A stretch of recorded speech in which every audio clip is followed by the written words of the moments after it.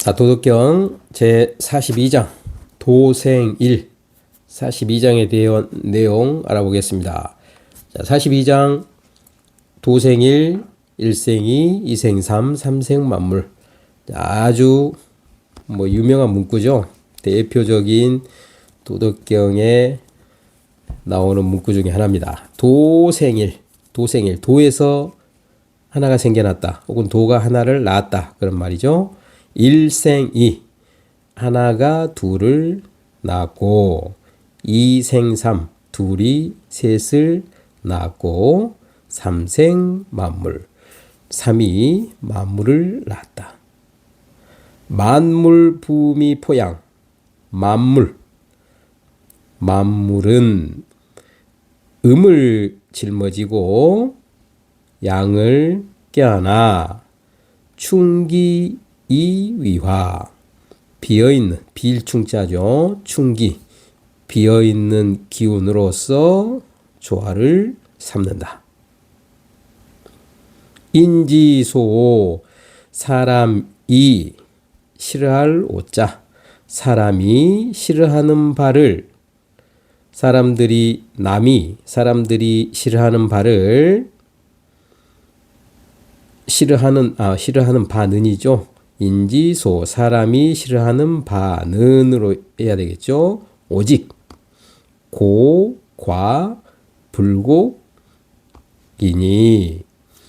고, 이것은 이 전장에서도 나왔었죠. 외로움과 고, 부족함, 불곡, 곡식이 없다로 가난, 그렇게 해석하는 경우도 있고, 이 곡자를 착할 선자와 같은 의미로 해서 착하지 않다 혹은 덕이 없다, 그렇게 해석하는 경우도 있고, 일종의 명사로 이해하시면 됩니다. 그래서 옛날 왕들이 본인을 스스로 낮추어서 칭하는 용어입니다. 고, 과, 불곡. 사람이 싫어하는 바는 고과 불곡이니 이 왕공이 위칭이니라. 그래서 왕이 호칭으로서 삼는다, 그런 말이죠. 고로 물, 여기서는 이제 만물이 되겠죠. 모든 만물은, 고로 물은 혹 손지이익하고, 손해보다 할 때 손자고, 이것이 이익보다 할 때 이익자죠. 그래서 그것을 덜어내면 더해지고, 혹 더하면 덜어내지게 된다. 인지소교, 사람이 가르치는 바를 아여 교지하니 나 또한 그것을 가르치니 강량자는 부득기사하니라. 강량자, 아주 강한 대들보라는 것은, 강한 대들보는 부득기사, 얻지 못한다. 그 죽음을 얻지 못한다. 그러니까 명대로 너무 강하면 오히려 잘 부러진다는 그런 의미가 되겠죠. 부득기사는 죽음을 얻지 못한다. 제 명대로 살지 못한다. 그렇게 이해하시면 되겠습니다. 5. 장이 위교부하니라. 나도 장차 가르침의 아버지, 그러니까 가르침의 근본이 되겠죠. 가르침의 근본으로 삼으려 한다, 그런 말이 되겠습니다. 자, 다시 조금 더 구체적으로 설명을 해보죠. 자, 도생일, 도에서 하나가 나오고, 그러니까 도가 하나를 낳고, 하나가 둘을 낳고, 둘이 셋을 낳고, 셋이 만물을 낳았다. 이게 무슨 의미일까요? 이제 대단한 유명한 문구이긴 하지만 또 해석도 나름대로 여러 가지로 되는 경향이 있습니다.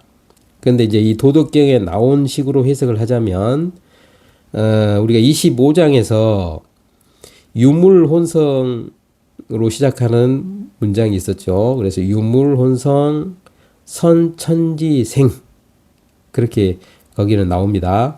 있을 물건 물자, 혼, 뭐 혼탁할 혼자, 그 다음에 이룰 성자. 그래서 분화되기 이전에 완전히 서로 섞일 혼자. 섞여서 이루어진 어떤 물이 있었다. 어떤 물건이 있었다. 그것은 뭐냐? 천지생. 하늘과 땅, 천지보다 먼저 생겨났다. 그게 바로 이제 하나라는 얘기예요. 이것을 주역 용어로 하면 태극이죠. 도가 음과 양으로 분화되기 이전에 어떤 하나를 낳았어요. 도가. 그것을 도덕경에서는 25장에서는 유물혼성이라고 표현을 했고, 주역 용어로 얘기하자면 태극이라고 이야기할 수가 있습니다. 이 태극은 어떤 부분에서는 태극, 양쪽 큰 극, 그래서 음과 양을 나누어진 두 개의 상태를 태극이라고 하기도 하는데 그게 아니고 주역으로 보면은 이 도덕경에서 의미로는 태극이라는 것은 주역용어로 음과 양이 합쳐져서 아직 분화되기 이전에 혼돈된 상태를 바로 태극이라고 이야기하죠. 그걸 하나라고 이야기합니다. 그러면은 이 하나 이전의 상태는 뭐냐? 하나 이전에는 0이겠죠. 숫자가 0이겠죠. 그래서 이 하나라는 것은 음과 양이 나오기 이전인데 이 둘이 생기기 이전의 상태, 그러니까 제일 유상세계의 근본이 기초가 되겠죠. 근데 이전의 상태는 이제 0이죠. 그것은 허무의 상태. 똑같은 무이지만 완전한 무가 있고, 이 무가 하나가 되기 이전에 약간은 전혀 생명이 없는 상태에서 변화의 조짐이 없는 상태에서 변화의 조짐이 보이기 시작하는 상태. 그러니까 우리가 상상을 얘기하자면은 아주 까마득하게 뭐 태초, 태시를 완전한 무라고 얘기하면은 태초 서서히 이제 변화되기 시작하는 변화의 조짐이 된 상태를 비어있는 뭐 허무, 뭐 태허 그렇게 이야기할 수가 있고, 이 상태를 지나서 혼돈된 어떤 물이 나타나는 하나가 되는 걸 태극이라고 얘기합니다. 그래서 노자는 깨달은 분이라고 얘기했죠. 이거 깨달음도 깨달을 각자가 있고, 자, 이보다 더 큰 단계를 대각이라고 얘기합니다. 대각자는 마치 우리가 유상세계에서 가장 큰 밝음을 태양이라고 얘기하는데, 이 태양보다 더 심통영명, 그래서 완전히 유형의 이것은 광명체, 보이는 세상에서 가장 밝은 걸 태양이라고 얘기하면은 무형의 통명체, 보이지 않는 보이지는 않지만 이 태양과 같은 더 큰 지혜의 밝음을 가지고 있는 걸 이제 통명, 밝음에 통한다고 얘기하는데, 그런 분들이 대각자입니다. 그래서 그런 분들은 어떤 걸 대각자라고 하느냐? 우주의 시원부터 깨뜨려 볼 수 있는 지혜를 의식으로서 가지고 있는 분들이죠. 그러니까 보통 사람하고는 뭐 차이가 천지 차이겠죠. 이제 그런 분들을 뭐 노자, 그 다음에 뭐 석가모니 같은 분들을 대각자라고 얘기하는데, 최근에 대각자라고 하는 분이 뭐 아시는 분들은 아시겠지만, 인산 선생님이 말하신 글이라든지 어록이라든지 써놓은 글을 보면 아주 이제 공부를 조금 관심 있는 분들이라면 그분이 아주 대단한 분임을 알 수가 있는데, 그분의 글을 읽어보면 도덕경을 이해하는 데 상당히 도움이 많이 돼요. 왜냐? 깨달음이라는 것은, 그런 진리를 보는 눈이라는 것은 어떻게 보면 깨달은 자의 입장에서는 같기 때문에, 그러면은 노자님의 시대에는 본인이 알고 있는 그러한 지혜를 자세하게 설명해 놓을 어떤 수단이 없어요. 기껏해야 이제 한자로 전하는 건데, 한문이라는 게 표현하는데 상당히 제약이 있고, 글이라는 게, 그 시대의 글이라는 게 전해지는 게 상당히 어려움이 있죠. 그런데 현대에는 뭐 녹음도 녹음일 뿐더러 한글이 생긴 이후부터는 말하는 걸 그대로 표현할 수 있기 때문에, 그러한 성각자, 깨달은 분들의 어떤 의도라든지 말이 이 변질되어서 전해질 수가 없어요. 그러니까 그대로 표현이 가능하기 때문에. 물론 글로 읽는 거하고 직접 음성으로 듣는 거는 또 차이가 있겠지만, 그래서 각자의 말씀을 이분이 이해가 안 가는 걸 다른 분이 말씀하는 걸 서로 이제 표현은 좀 다를지라도 대입해서 이해를 보면은 이해하는 데 상당히 도움이 됩니다. 이제 그런 어떤 선상에서 놓고 볼 때 이 부분도 도생일, 일생이, 이생삼, 삼생 만물. 그러면 인산 선생님이 이걸 이제 설명할 때는 시초일 공허극이라고 얘기를 했어요. 그러면은 공이라는 것은 태공, 아주 공한 상태. 그건 이제 완전한 무의 상태죠. 그러니까 변화의 조짐이 없어요. 진공의 상태이기 때문에 생명이 나타날 조짐도 없는 상태고, 이게 아주 우리가 상상할 수 없는 정도의 오랜 시간이 지나면서 서서히 변화의 조짐이 나타나는 시기가 이제 허무의 상태. 인산 선생님 말로는 이건 태허라고 얘기하죠. 태허. 그러니까 숫자로 표현하면은 완전한 무, 진공의 상태는 0이고, 여기서 변화의 조짐이 시작한 상태를 뭐 0.5, 변무, 무가 변하는 시대, 이제 허무의 상태. 이것을 태허라고 얘기하고, 이제 여기서 도덕경에서 얘기하는 도생일, 하나가 생겨났어요. 그걸 이제 도덕경에서는 25장에서는 유물 혼성, 혼돈된 어떤 물체, 그걸 인산 선생님은 태극이라고 얘기했어요. 그러니까 태극은 주역 용어죠. 주역에서도 나오죠. 그래서 태극이라는 것은 하나를 이야기하는데, 이 하나에서 음과 양이 이 태극은 음과 양이 이제 완전히 뭉쳐 있어서 하나로 혼돈되어 있고, 여기서 이제 둘이 나오게 됩니다. 음과 양이 분화가 되기 시작하죠. 양의라고 그러죠. 그래서 여기서는 뒤에 도생일이고 일생이, 여기서 음과 양이 분화가 됐죠. 이 뒤에 나오죠. 음과 양이 나오죠.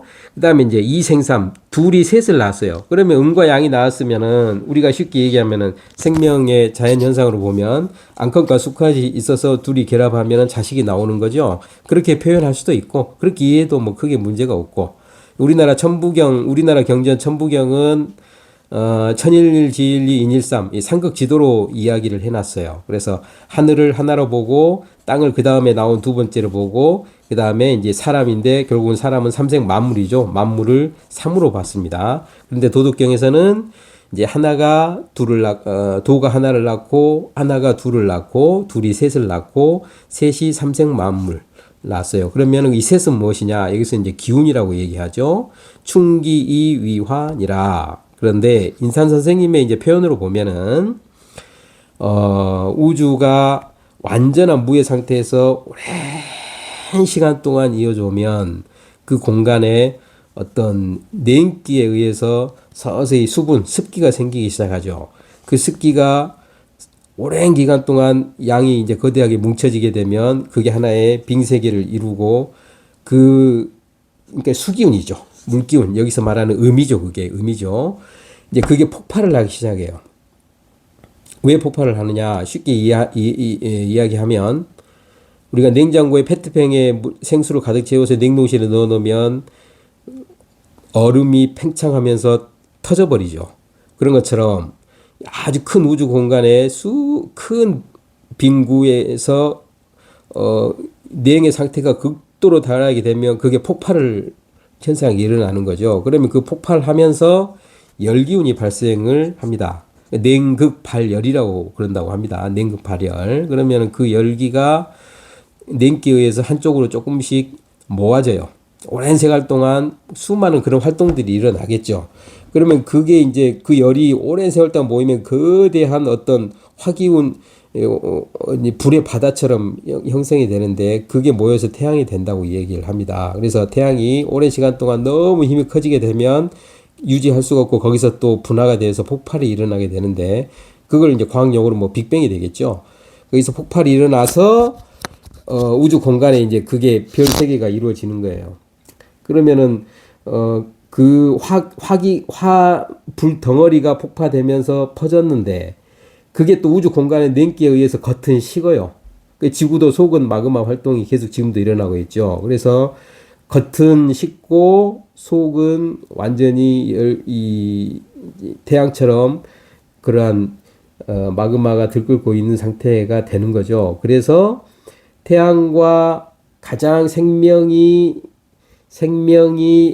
활동하기 좋은 적정한 거리가 유지되는 게 지금 우리가 살고 있는 이제 지구입니다. 이게 우리가 이제 여기서 얘기한 땅으로 표현이 되겠죠. 지구. 그래서 이 수기운과 폭발에 의해서 화기운이 발생을 했죠. 그래서 이걸 음과 양으로 이야기할 수가 있고, 이 수기운과 화기운이 많은 강한 수기운에 화기운이 순수한 순도 높은 화기운이 접합을 하게 되면 이게 이제 생명의 요소로 볼 때 우리가 정기신할 때 정으로 발전을 한다고 이야기합니다. 그리고 아주 강한 화기운에 순수한 수기운이 접합을 하게 되면 여기서 이제 우리가 정기신할 때 신이 생기게 된다고 얘기해요. 그리고 이 정과 신이 이제 순수한 기운. 그러니까 이 기라는 것은 인산 선생님이 설명한 걸로는 기는 어떤 근원적인 핵심이고, 그러니까 수에도 물기운에도 기가 있고 화기운에도 기가 있고, 이게 이제 생명으로 나오려면은 어떤 진기가 여기 이제 어떤 진기 상태가 결합이 되는데 그걸 정과 신이 합해져서 영이 생긴다고 얘기해요. 실령 영자 영. 그래서 영도 그 군원의 핵심은 군원은 기가 되겠죠. 근데 도덕경 여기서는 이제 충기 비어있는 기운으로 표현해놨어요. 이게 이제 음과 양 기운으로서 모든 게 조화를 이룬다. 인산 선생님 식으로 얘기하면은 정과 음과 양이 결국은 정신이 되는 거고, 이 두 개가 이제 영, 우리가 모든 움직이는 동물에는 영을 간직하고 있다 이야기하죠. 그래서 이 영이 생기고 만물이 생길 수 있는 기틀이 마련이 된다는 얘기예요. 그럼 여기서는 그걸 도덕경에서는 그냥 충기로 표현해 놓은 걸로 이해하시면 쉬울 것 같습니다. 그래서 만물 부음이 포양, 만물은 음을 등지고 양을 껴안는다. 그러니까 이걸 등에 짊어진다, 그 다음에 껴안는다, 그런 의미로 이해하지 말고 음과 양이 공존하게 된다. 서로 그렇게 이해하시는 게 좋을 것 같습니다. 쉽게 얘기하면 이 육신, 몸뚱이라는 육신도 음과 양으로 표현하면 정신은 정신이라는 부분은 이 양으로 표현이 되고, 이 고깃덩어리, 이 물질, 육신은 음으로 표현을 해요. 그러니까 우리가 음 속에 양이 들어가서 음과 양이 조화를 이루어서 우리가 몸뚱이가 형성이 되듯이 모든 것은 다 음과 양의 기운이 있고, 거기에 영이라는 어떤 핵심 씨앗과 같은 영이 깃들면서 생명이 만들어지는 것이죠. 그래서 만물 부미 포양 충기 위화 아니라 인지소 사람이 싫어하는 바는 오직 외롭고 과 부족하고 불고 가난이니, 혹은 외롭고 과 덕이 부족하고 불고 또한 선이 부족하다. 자기가 계속 부족하다는 얘기예요. 이것을 왕공이 위칭이니라. 왕공이 스스로를 부르는 호칭으로서 삼는다. 고로 만물은 이제 여기서는 혹으로 할 수 있고, 도덕경에서는 이 혹자를 그냥 늘 항상 그런 의미로 해석하면 오히려 더 편합니다. 그래서 늘 손지이익하고 덜어내면 더해지게 되고, 익지이손 하니라. 더하면 덜어내지게 된다. 자, 이것은 앞에 이 왕이라는 것은 자, 인지소, 그 다음에 오히려 유고 오직 외롭고 부족하고 가난, 이걸 사람들이 제일 싫어하는데 왕은 스스로를 그렇게 칭해요. 왜 그러느냐? 스스로를 낮추기 위해서. 왕이라는 것은 모든 권력과 모든 영예와 재물을 다 가지고 있는 게 왕 아닙니까? 근데 스스로를 도를 가지고 있는 왕이라면 그렇게 실행하고 그렇게 칭해요. 왜 그러느냐? 스스로를 높게 칭하면 뭡니까?